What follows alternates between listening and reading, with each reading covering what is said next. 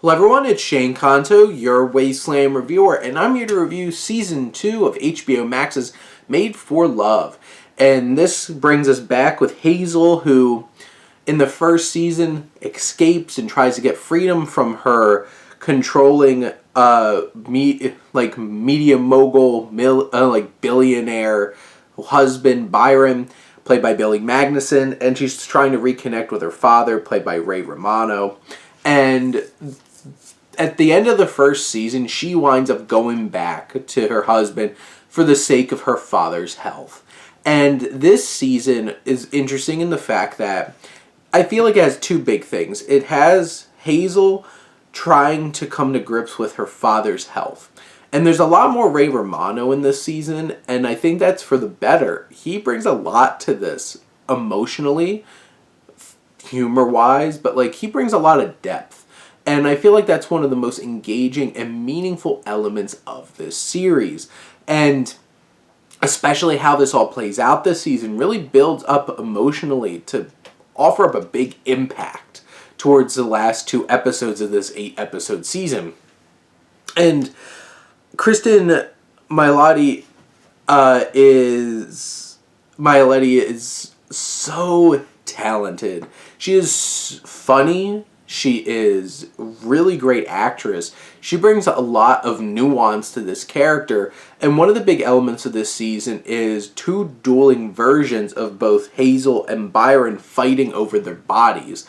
And the 2 of the new artificial ones are the perfected versions of them. Everybody in their lives like those versions better because they're made to be perfect. And I feel like this series really brings in those ideas of perfection versus humanity, and I think that's one of the most interesting and engaging elements in this new season. And I love this power struggle between these characters and where it leads, and the realizations that Hazel has to make about herself not being perfect but being okay with that, I think really adds a lot of emotional depth to this season and this series in general.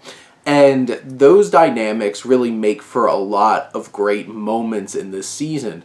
It's interesting because Billy Magnussen has a lot less in this season to do. He kind of gets sidelined a bit, but I feel like there's plenty of room for him to come back in the future seasons, but this, I feel like he still gets to be fun and doing his Billy Magnussen thing, but allowing the characters of Hazel and her father become the central figures. And then the series does offer up some time for Tiffany, Herringbone, and Bennett, who are some of the other characters who work for Byron, to get a chance to shine and kind of come back because they were kind of taken out in the first season and them trying to get some kind of foothold. And then you also have this Jay character played by Sarunas J. Jackson, who has this connection with Hazel. And, it was interesting because it's having somebody else that she's connecting with instead of just Billy Magnussen's character. And what their relationship represents by the end of this season is interesting. And you see where Hazel goes and what control she's able to garner in this season, leaving it open to seeing interesting where things might go from here. But in general, I think this was another fun, engaging, and thought-provoking season of science fiction television. And it deals with a lot of interesting ideas, and it challenges you. And it also hits you emotionally as well between Cristin Milioti and Romano. Great chemistry together as father and daughter, and offered up a lot of great moments in this season. And in the end, I feel like it progresses the story in an interesting way, takes us into new areas, and leaves it open for even more expression and growth in the 3rd season. Hopefully we get one, because I really enjoy this series over at HBO Max. But those are my thoughts on Season 2 of Made for Love. Let me know what you think, and let's talk some movies. TV.